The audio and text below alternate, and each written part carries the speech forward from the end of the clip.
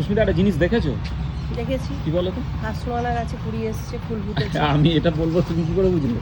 আমি জানি, হাঁ করলে হাওড়া বুঝি। তাই? আর এই কয়েকটা মাত্র ছেঁচি শাক হয়েছে, কেন একটু ভোরে হতে পারতো, তাহলে শাকগুলো তুলে রান্না করতে পারতাম।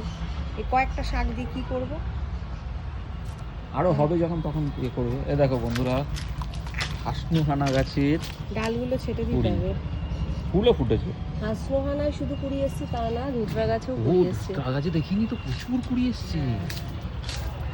এই দেখো, ভেন্ডির মতো লাগছে কুড়িগুলো। হাতে দিয়ে দেবো তোমার। হ্যাঁ, প্রচুর কুড়ি এসছে। দাও, এদিকে দাও। কি দাও, কি বলছিলে আবার বলো।